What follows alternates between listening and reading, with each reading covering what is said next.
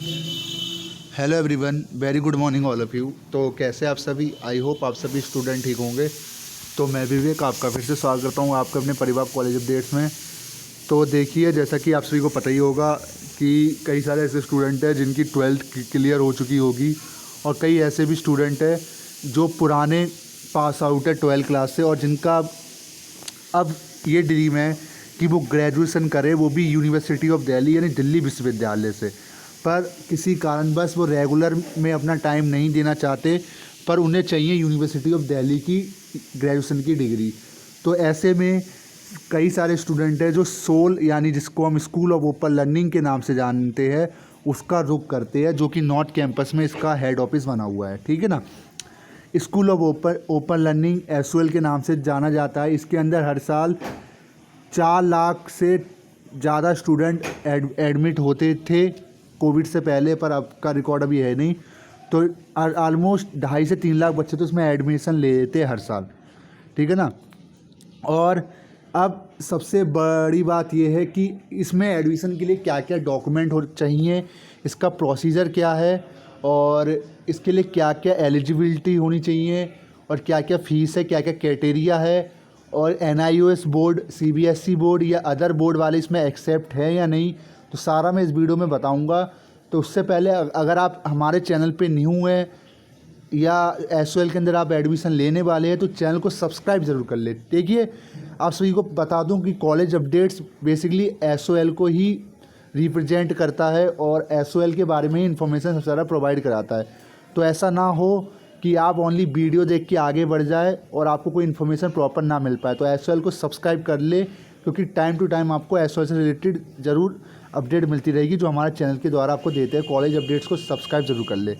ठीक है ना। अब स्टार्ट करते हैं वीडियो। देखिए, ऐसा है, अगर आपने इसी साल 12th पास आउट करी है या आपने 2 साल पहले करी है, तो उससे कोई मैटर नहीं है। ग्रेजुएशन में नो एज बार है, कोई एज लिमिट नहीं है डिस्टेंस लर्निंग में। तो आप किसी भी एज में एडमिशन ले सकते हैं। ठीक है, सिर्फ आप 12 पास होने चाहिए, शर्त ही है। क्या क्या डॉक्यूमेंट चाहिए, पर मैं डॉक्यूमेंट के ऊपर बात कर लेता हूँ, फिर एलिजिबिलिटी और क्राइटेरिया के ऊपर, फीस के ऊपर बात करूँगा। देखिए, डॉक्यूमेंट पहले आपको क्या क्या चाहिए वो मैं आपको बता देता हूँ।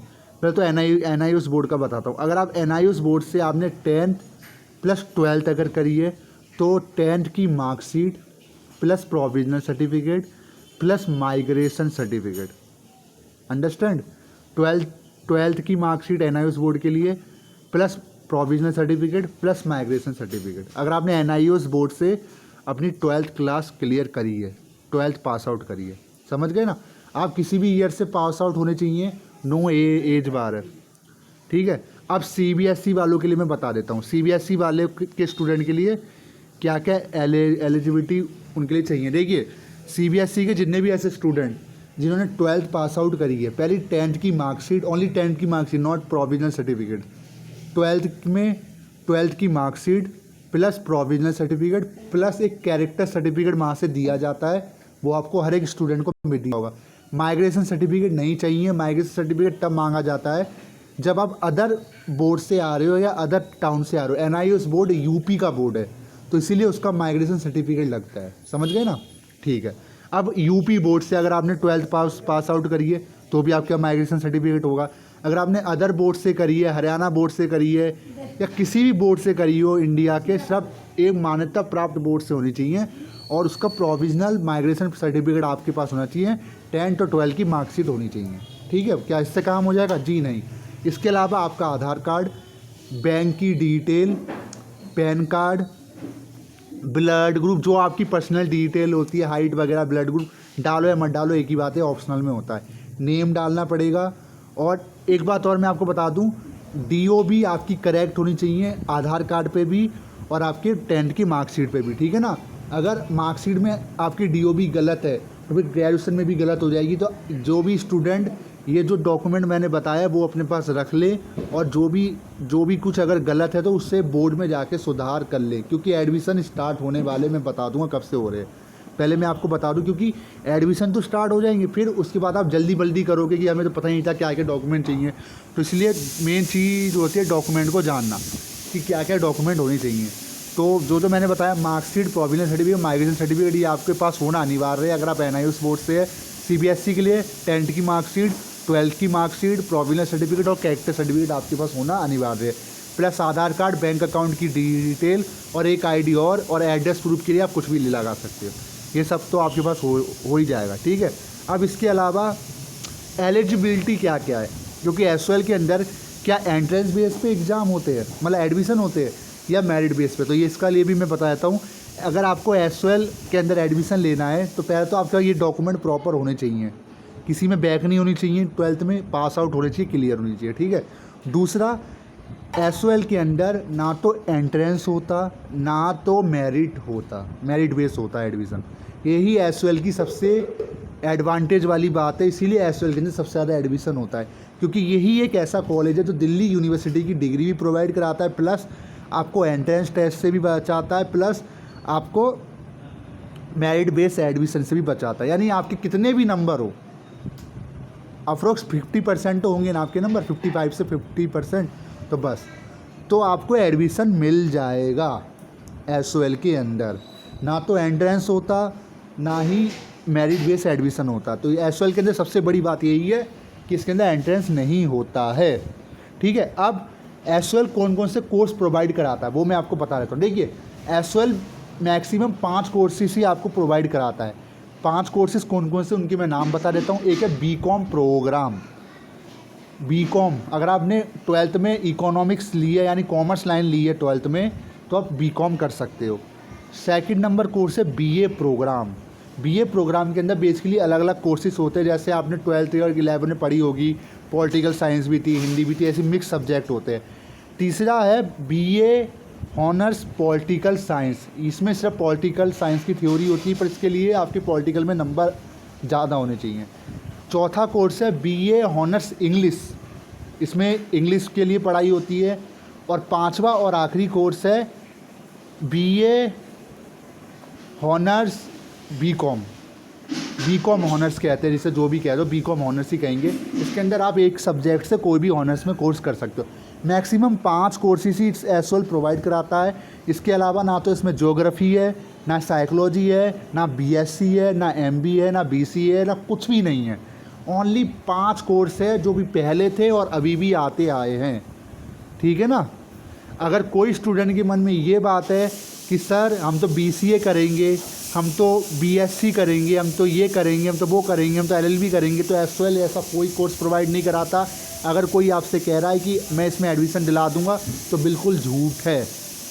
SOL शुरू से 5 कोर्स करा रहा था, कराता आ रहा है और कराता रहेगा। और हो सकता है फ्यूचर में जाके 1-2 कोर्स और बढ़ा दे, वो मैं आपको बता दूंगा, पर फ़िलहाल का स्टेटस यही है कि ये 5 कोर्स ही आपको करा रहा है, जो बेसिकली ग्रेजुएशन में मेन सब्जेक्ट है। अंडरस्टैंड। इसके अलावा आप इग्नू का रुख कर सकते हो, इग्नू के अंदर कई सारे कोर्सेज हैं, ठीक है। ये बात है इग्नू के लिए। अब इसकी फ़ीस कितनी होती है, देखिए SOL के अंदर 2019 से पहले एनुअल मोड पे एडमिशन होते थे। एनुअल मोड पे यानी साल में एक बार पेपर होता था, 100 नंबर का पेपर आता था। बट SOL के अंदर 2019 के बाद से SOL ने CBCS मोड लागू किया UGC की तरफ से प्रस्ताव के द्वारा, जिसके कारण अब SOL के अंदर सेमेस्टर मोड लागू कर दिया गया है, जिसके कारण अब रेगुलर वालों का क्वेश्चन पेपर और SOL वालों का क्वेश्चन पेपर बिल्कुल 100% सेम हो गया है, बुक भी सेम हो गई है। तो इसीलिए अब इसमें साल में 2 बार पेपर होंगे, यानी सेमेस्टर मोड इस पर अप्लाई है, not a annual mode. Understand, ठीक है। अब फीस की बात कर लेते हैं। SOL के अंदर जो फीस थी वो एनुअल मोड वालों स्टूडेंट के लिए जो पहले थी वो 3500 रुपये थी, पर जब से सेमेस्टर मोड इस पर लागू हुआ है तो 2019 के बाद से 2020-19 में जिन्होंने भी एडमिशन लिया है, इसमें जो फ़ीस है वो 4000 से 4500 यानी 4000 से 4500 तक फ़ीस इसकी ली गई है। अब जब तक प्रॉस्पेक्टस आपका नहीं आएगा तब तक फ़ीस का कुछ कंफर्म नहीं चलेगा, पर मैं बता दूं अप्रोक्स 5000 से कम ही रहेगी और 4000 से ज़्यादा रहेगी। ये आपकी 1 साल की फ़ीस है। हर साल आपको फ़ीस देनी है और रजिस्ट्रेशन होगा नेक्स्ट सेमेस्टर में 500 रुपये फ़ीस पे। तो कुल मिला के आपका जो खर्चा है वो 15,000 में कुल आपकी ग्रेजुएशन SOL के द्वारा कंप्लीट करा दी जाएगी। अंडरस्टैंड, ठीक है। अब एडमिशन कब स्टार्ट होंगे, देखिए SOL का जो एक अभी आर्टिकल आया था, हमारे इन्फॉर्मेशन भी हमें प्रोवाइड हुई है कि SOL की जो एडमिशन है वो अगस्त के लास्ट हफ्ते से स्टार्ट होके सितंबर के फर्स्ट वीक में आपके एडमिशन आपको देखने को मिल जाएंगे। यानी लास्ट वीक से स्टार्ट होकर सितंबर 1 से आपको एडमिशन देखने को मिल जाएंगे। यानी कम ही दिन बचे हैं। जो जो डॉक्यूमेंट आपके पास नहीं है उनको कलेक्ट करके अपने पास रख ले। जैसे ही एडमिशन स्टार्ट होगा मैं आपको इन्फॉर्म कर दूंगा। कोई डरने की ज़रूरत नहीं, कहीं जाने की ज़रूरत नहीं। हमसे जुड़ जाइए, चैनल को अभी सब्सक्राइब कर लीजिए और लिंक डिस्क्रिप्शन बॉक्स में है। कॉलेज अपडेट्स का टेलीग्राम चैनल का भी हमारा लिंक है, उसको ज्वाइन ज़रूर कर लें। सारी अपडेट उस पर मैं भी देता हूँ और इस चैनल को ज़रूर सब्सक्राइब कर लें, ठीक है ना। और जैसे ही एसओएल का एडमिशन स्टार्ट होंगे स्टेप बाय स्टेप सारा प्रोसीजर बताया जाएगा, प्रोस्पेक्टस बताया जाएगा, कैसे एडमिशन होता है, कैसे पेपर होता है, सारा हेल्प आपको प्रोवाइड कराई जाएगी। बस शर्त ये है हमारे साथ जुड़ जाइए। और मैंने आपको जो बेसिकली जो थे वो मैंने आपको बता दिया है। एसओएल के अंदर क्या क्या एलिजिबिलिटी होती है, क्या क्या होता है, क्या क्या कोर्स होता है और क्या क्या डॉक्यूमेंट चाहिए। वीडियो अच्छी, वीडियो को लाइक करें, चैनल को सब्सक्राइब कर ले अभी के अभी, ठीक है ना। और बेल आइकन दबा दे। और अगर फर्दर कोई भी डाउट हो या इंक्वायरी आपको करनी हो कमेंट बॉक्स में कमेंट कर देना। Thank you so much, tata bye bye. और मास्क लगा के रखे, सैनिटाइज़र का यूज़ ज़रूर करें। कोरोना गया नहीं है, ओनली उसकी रफ्तार कम हुई है। तो ऐसा ना हो थर्ड वेव आ जाए, ठीक है। Thank you so much.